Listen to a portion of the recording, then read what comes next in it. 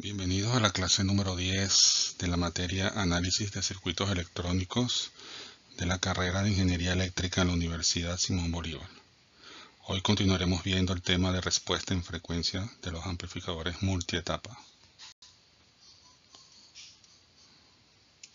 En esta clase vamos a ver lo que es el teorema de Miller, la capacitancia de Miller, algunos ejemplos y la bibliografía.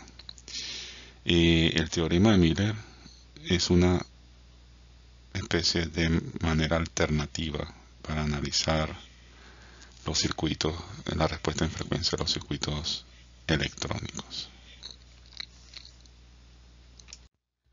El teorema de Miller establece que dada una impedancia entre dos nodos de un circuito, esta puede reemplazarse por dos impedancias equivalentes, cuyo valor depende de la relación de los voltajes entre los nodos. Como vemos en pantalla, Z se ve como una impedancia que está de forma transversal entre el nodo 1 y el nodo 2. Y entonces el teorema plantea que esa impedancia se puede convertir en dos impedancias Z1 y Z2 de acuerdo a las relaciones que están planteadas debajo. Z1 sería igual a Z entre 1 menos K y Z2 sería igual a Z entre 1 menos 1 sobre K, donde K es una especie de ganancia de voltaje que relaciona los voltajes V1 y V2. Analizando el circuito se tiene que I es producto de la diferencia de tensiones entre V1 y V2 entre Z, que V2 es igual a K veces V1, de acuerdo al planteamiento del teorema. Reemplazando esta ecuación en la anterior, nos queda que I va a ser igual a V1 por 1 menos K entre Z. Observando el circuito equivalente, podemos ver que I1 es igual a V1 entre Z1. Por lo tanto, si sustituimos esta relación en la ecuación anterior y despejamos Z1, Z1 va a quedar igual a Z entre 1 menos K.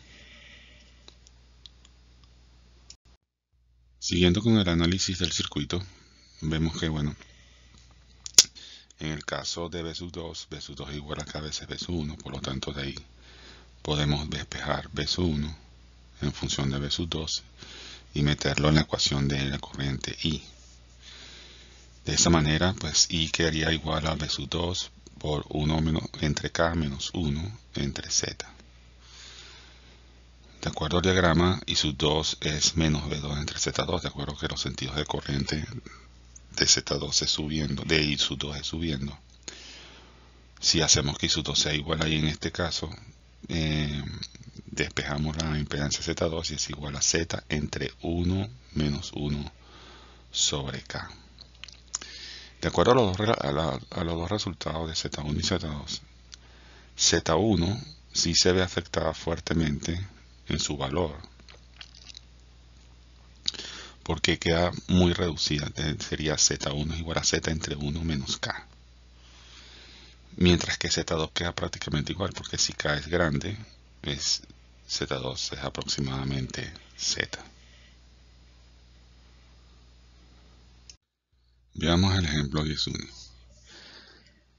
En la figura se muestra un amplificador de voltaje ideal con una ganancia de 100 y una impedancia Z conectada entre sus terminales de entrada y de salida.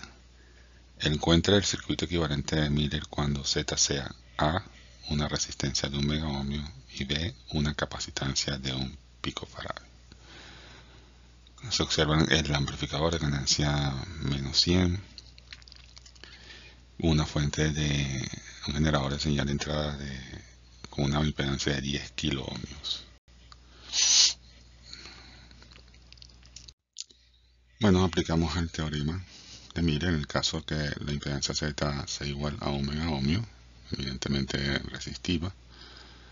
Por lo tanto, colocamos el dibujo del circuito equivalente, Z1 a tierra, Z2 a tierra y una fuente dependiente de voltaje que relaciona el voltaje en el nodo 1 con el voltaje en el nodo 2 del circuito.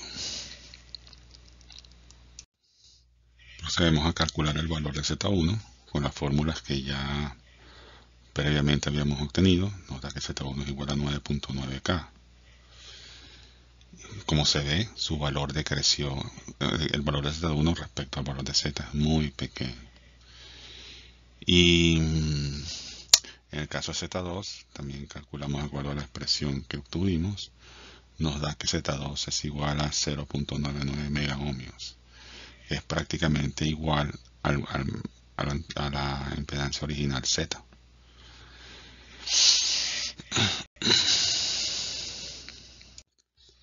Debido a la presencia de la resistencia del generador de señal o de la fuente de poder de señal, hay una pérdida de la ganancia, entonces, porque hay un efecto de carga. Entonces calculamos cuál es la ganancia real, que ya no es 100, sino con respecto a la entrada, que es B-sig, signal, y vemos que la ganancia es menos 49.7. ¿Por qué? Porque al estar la resistencia de generador de 10K, pues se ve afectada la ganancia general del sistema. Esto es un cálculo adicional solamente porque ver desde todas las aristas cómo se comporta el circuito. Ahora vemos el caso cuando Z sea un condensador de valor 1 picofaradio.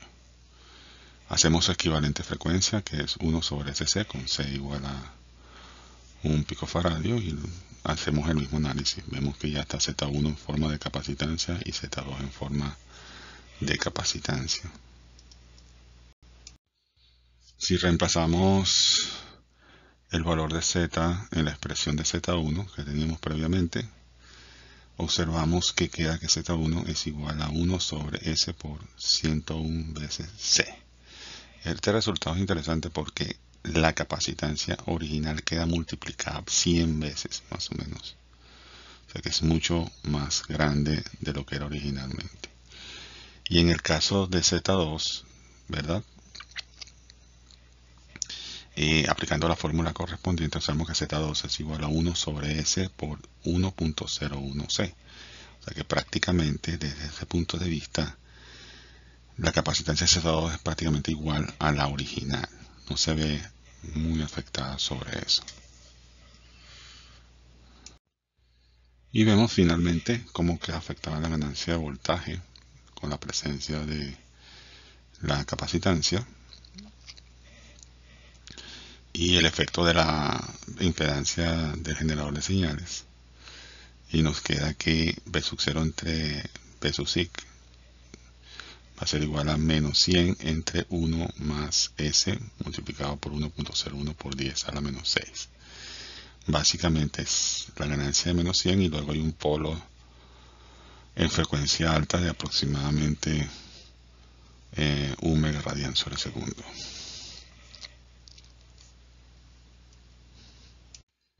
¿En qué nos afecta el teorema de Miller y la capacitancia de Miller? Hemos estado analizando en la clase pasada circuitos electrónicos con las capacitancias de alta frecuencia, del modelo de alta frecuencia. ¿Sí? En el caso de los bipolares es C sub pi y C sub mu. Y C sub mu es una capacitancia que queda transversal entre dos puntos del circuito. La idea es aplicar el teorema de Miller a la capacitancia C sub mu para convertirla a su vez en dos capacitancias equivalentes y luego de ahí aplicar el cálculo correspondiente de las constantes de tiempo y obtener la frecuencia de corte, en este caso de alta frecuencia.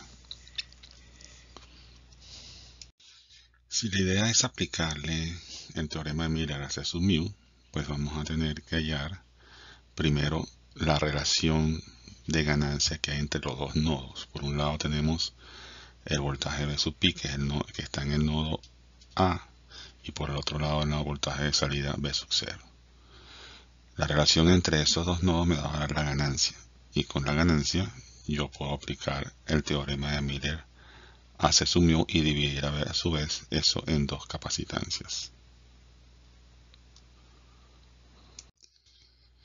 Entonces hallamos primero la expresión de la corriente I sub 1, la diferencia entre B sub pi menos B sub 0 dividido entre la impedancia asociada a C sub mu, que sería 1 sobre S C sub mu.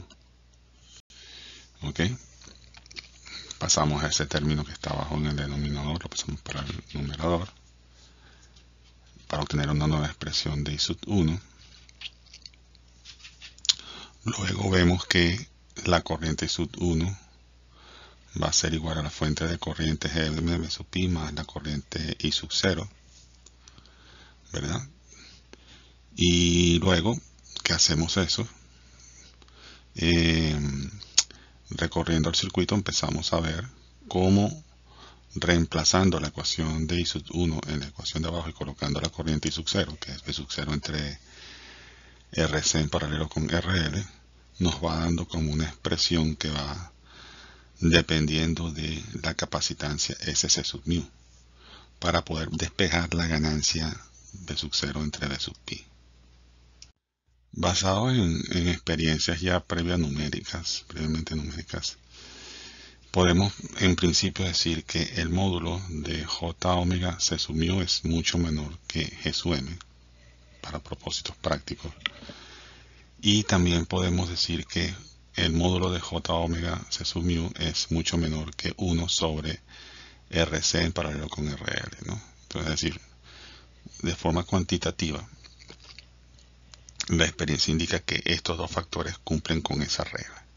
Haciendo esto, simplificamos la expresión y obtenemos que la expresión de ganancia se aproxima a menos m de sub pi igual a 1 sobre RC en paralelo con RL multiplicado por B0. De tal manera entonces que obtenemos B0 igual a menos m por RC en paralelo con RL multiplicado por B sub pi, que básicamente nos daría la ganancia, el factor de ganancia, que sería menos m RC en paralelo con RL.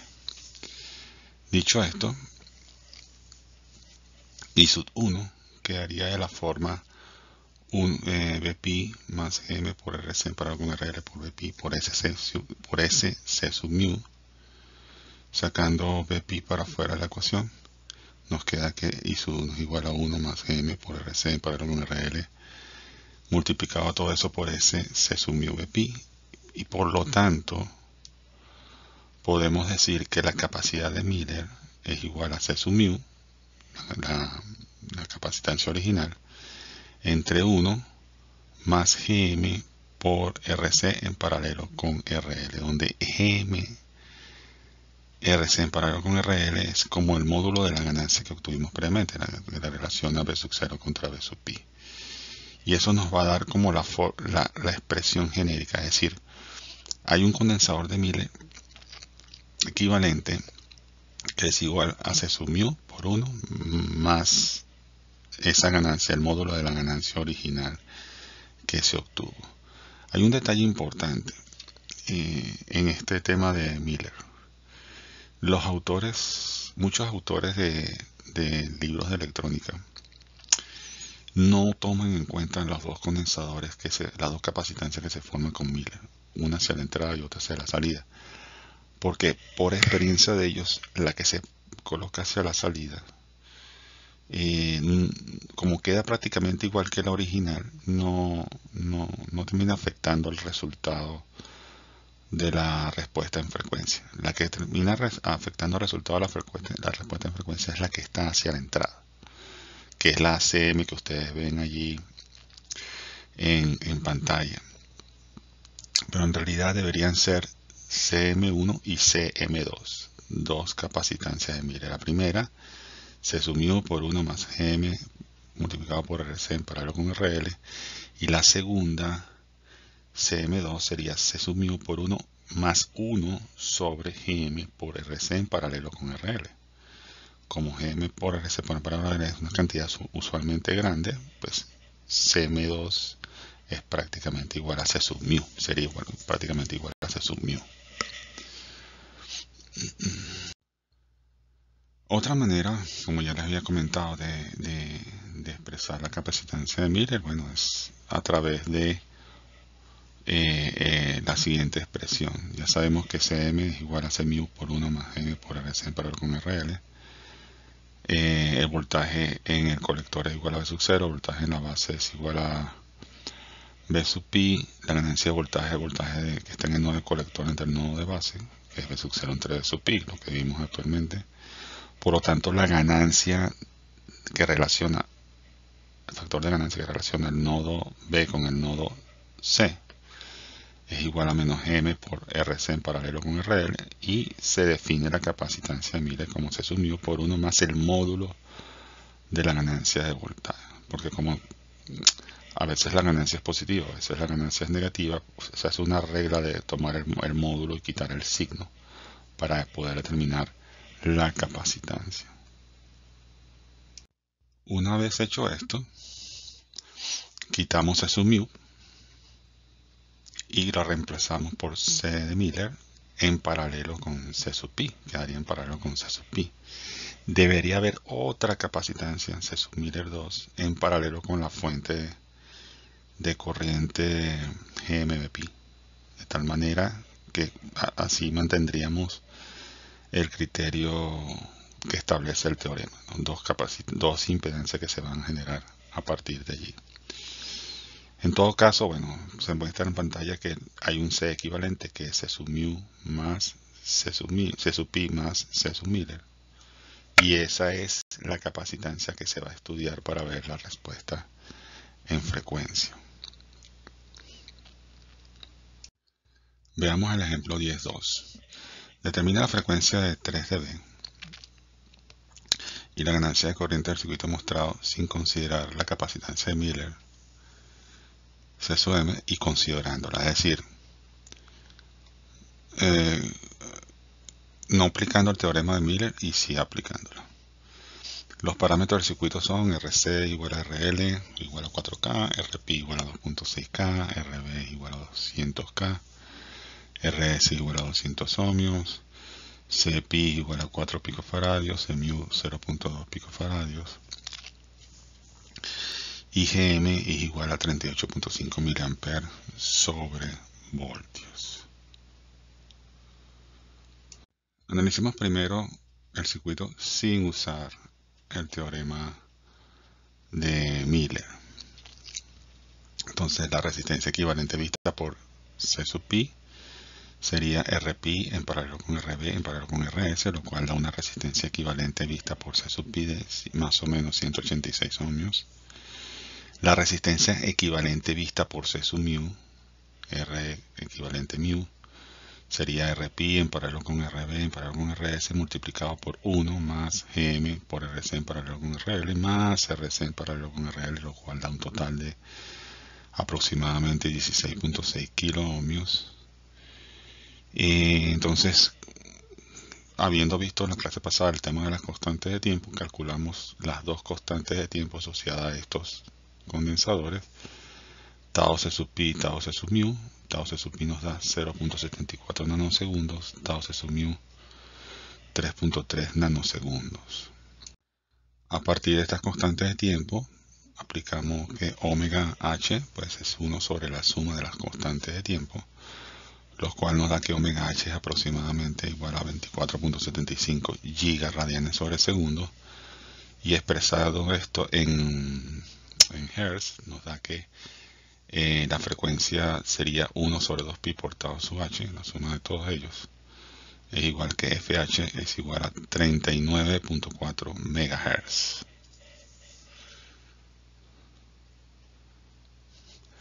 Luego, es importante que si quiero aplicar el teorema de Miller, debemos hallar la relación de ganancia entre los terminales que están alrededor de C sub mu y luego aplicar la fórmula. Entonces hallamos la relación de ganancia que relaciona los dos extremos donde está conectada el C sub mu. Entonces decimos que V sub 0 es menos MBpi por Rc en paralelo con RL. Bpi es un extremo, B0 es el otro, por lo tanto la relación entre B0 y Bpi es la ganancia. me queda que es igual a menos m por RC en paralelo con RL, y numéricamente me sucede entre vías aproximadamente menos 77. Entonces aquí yo voy a calcular las dos capacitancias a partir de C mu. La capacitancia de Miller 1, que es del lado de C sub pi, C sub mu por 1 más el módulo de la ganancia que obtuvimos ahora, lo que implica que Cm1 es aproximadamente igual a 15.6 picofaradios, y lo cual me va a dar una capacitancia equivalente que, como están en paralelo, la capacitancia de Miller 1 y C sub pi se suman, nos da 19.6 picofaradios.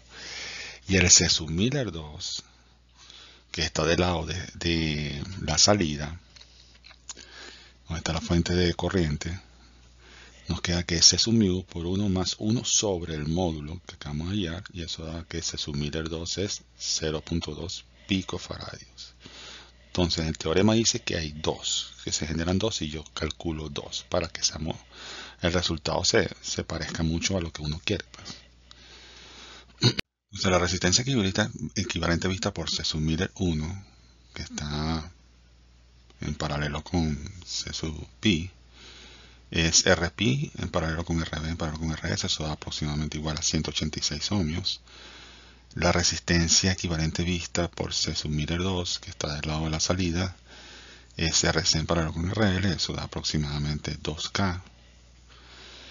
Y las constantes de tiempo asociadas a la equivalente 1 y la de Miller 2, bueno, la primera es la constante de tiempo asociada aquí a la impedancia equivalente sería 3.64 nanosegundos, y la asociada a Miller 2, que está solo, pues no tiene otra capacitancia en paralelo, da una constante de tiempo de 400 picosegundos.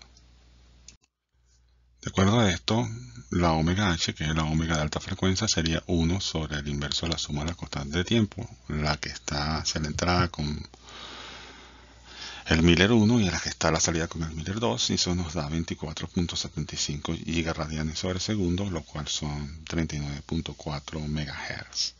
Eso muestra que utilizando ambas aproximaciones, ambos análisis funciona. Es importante hacer la siguiente aclaratoria. O se hace aplicando el teorema de Miller, o se hace como lo hicimos en las clases pasadas, directamente C sub mi, analizando lo que pasa con C sub pi y con C sub mu por separado.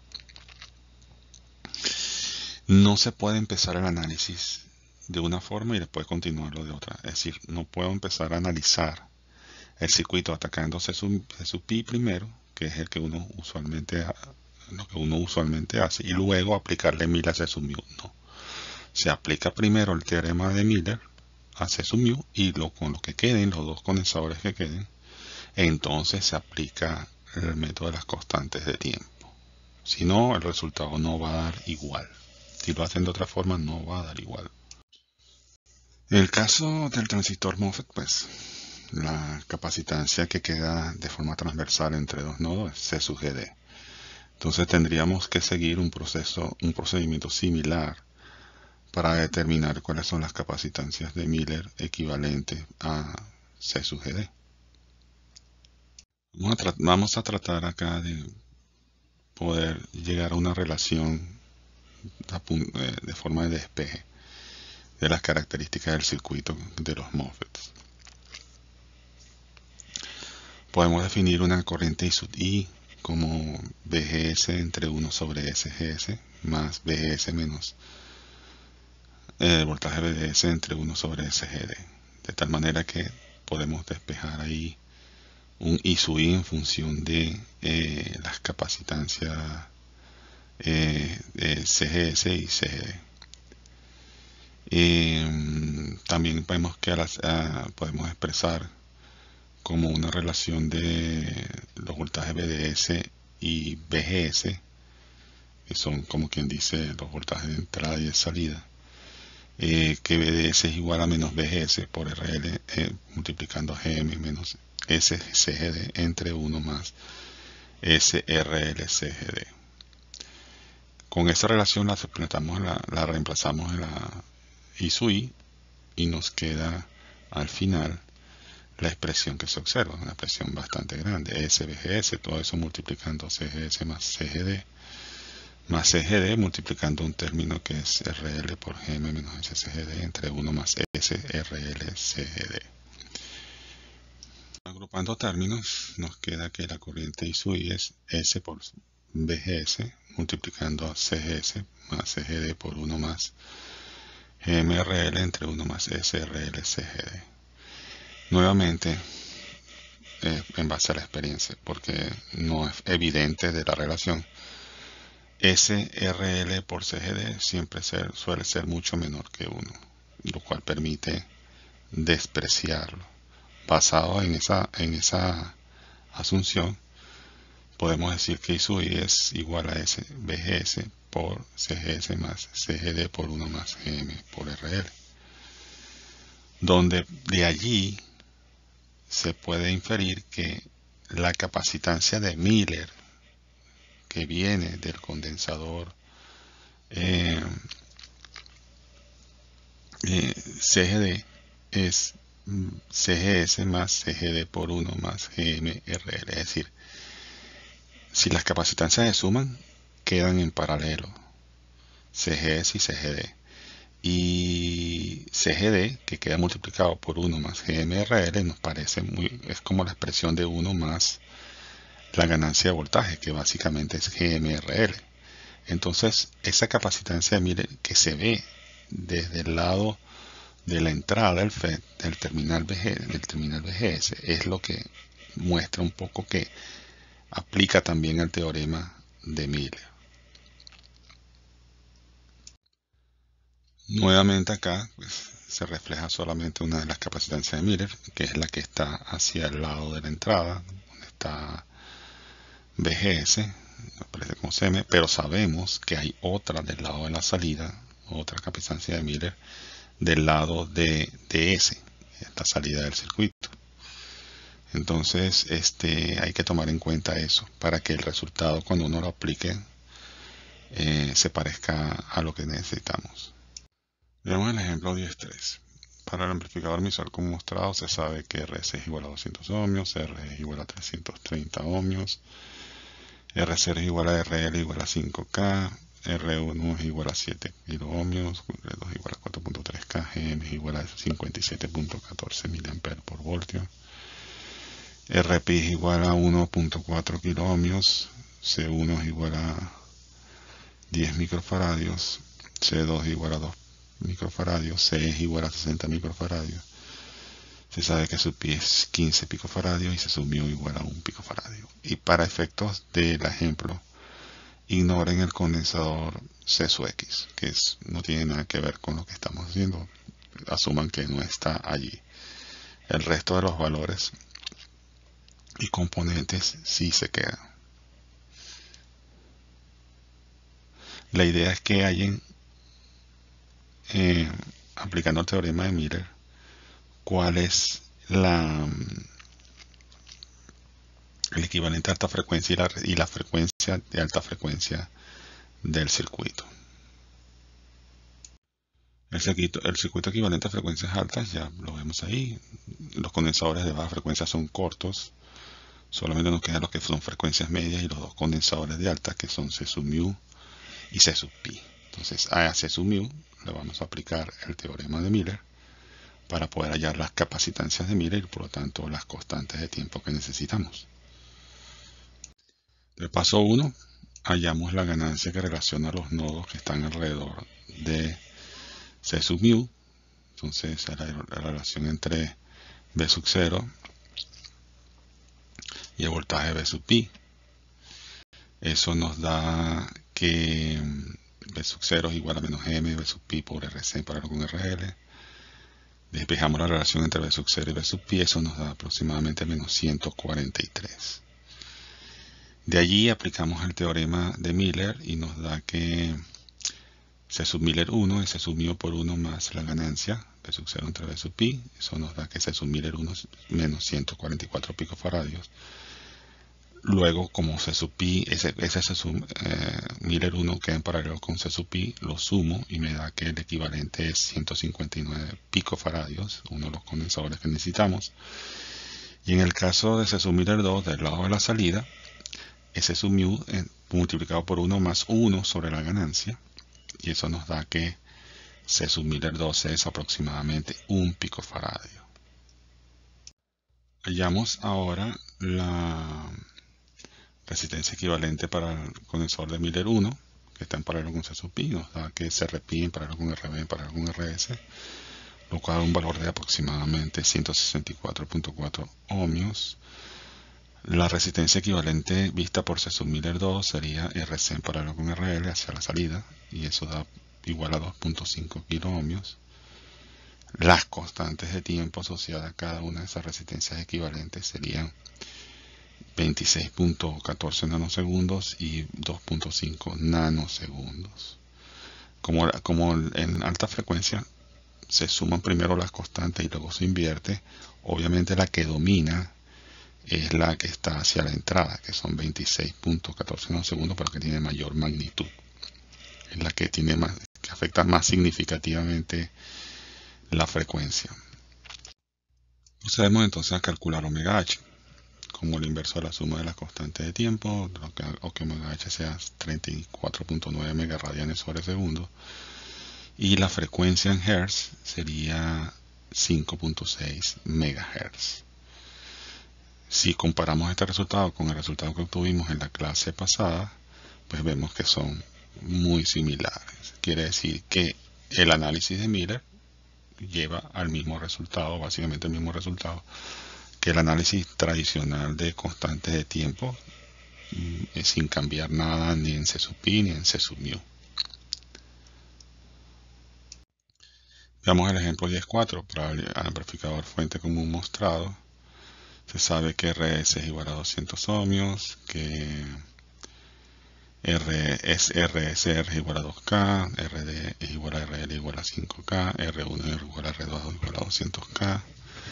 El GM del transistor es 10 mA por voltio, C sub 1.2 microfaradios, C sub 2 1 microfaradio, C sub S 11 microfaradios, C sub GS 5 picofaradios y C sub GD 2 picofaradios. Ejemplo que ya estudiamos previamente. Colocamos ahora el circuito equivalente a frecuencias altas, asumiendo que los condensadores de baja ya están en corto, como lo mostrado en la imagen, ¿no?